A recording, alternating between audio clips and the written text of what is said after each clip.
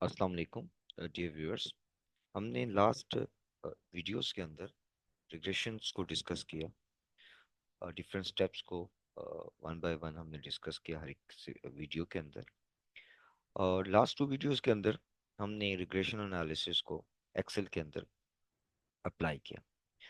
और पहले जो इससे पहले दो वीडियोस थी, उन तमाम वीडियोस के अंदर पहले हम लोगों ने फार्मूले के ज़रिए रिग्रेशन को एस्टिमेट करने की कोशिश की, कोफिशिएंट्स को एस्टिमेट्स किया, इंटरसेप्ट्स को और स्लोप को।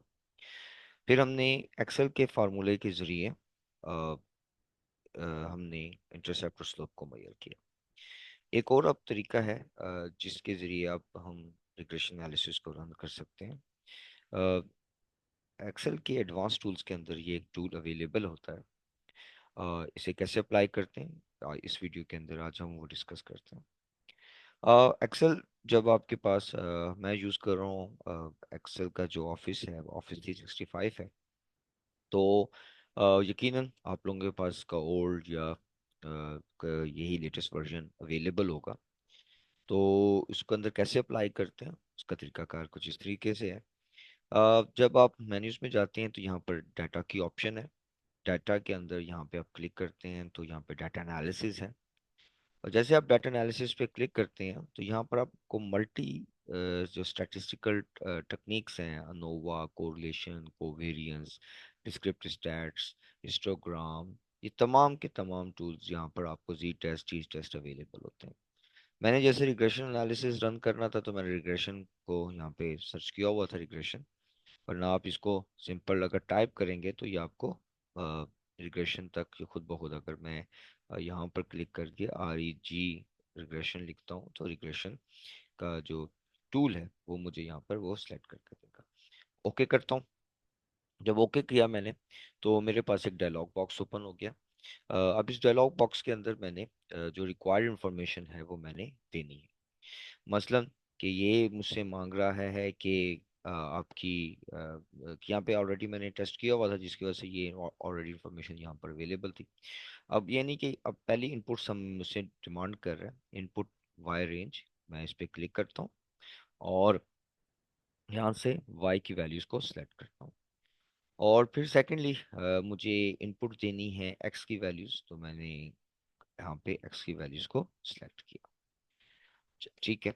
अब ये कुछ लेबल्स हैं, कांस्टेंट जीरो है, आने वाली वीडियोस में हम इसको डिस्कस कर लेंगे।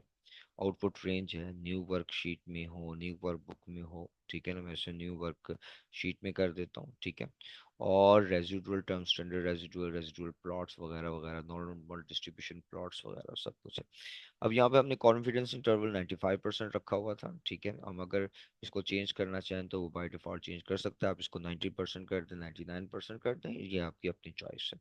लेकिन हमने 95% रखा था अपना कॉन्फिडेंस इंटरवल, तो हम यहाँ पर लेवल ऑफ सिग्निफिकेंस हमारा 5% था, तो 95% हमारा कॉन्फिडेंस इंटरवल है, तो इस वजह से मैं इसको बाय डिफॉल्ट 95% ही कर रहा हूँ। जैसे मैं ओके करता हूँ, मेरे पास अब ये कुछ रिजल्ट्स हैं जो एक नई शीट्स के अंदर डिस्प्ले हो रहे हैं। अगर आप देखेंगे तो ये आर स्केयर की वैल्यू है, एडजस्टेड आर स्केयर की वैल्यू है, स्टैंडर्ड एरर है, ऑब्जर्वेशन है, और नोवा का टेबल आ रहा है।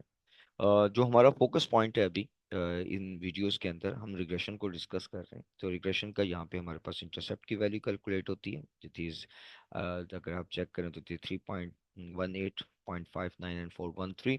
और एक्स की जो हमारा कॉफिशिएंट है यानी स्लोप जो है, बीटा 1 जो है, वो भी एस्टिमेट हो रहा है, which is equal to 8.73।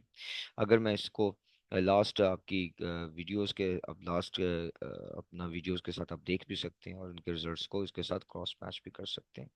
Okay, this is the another way कि हम रिग्रेशन एनालिसिस जो है वो ईवी स्टेटा सॉरी एक्सेल के अंदर हम इसको आसानी से यूज़ कर सकते हैं और किसी के से अप्लाई कर सकते हैं। तो that were easy for us to apply.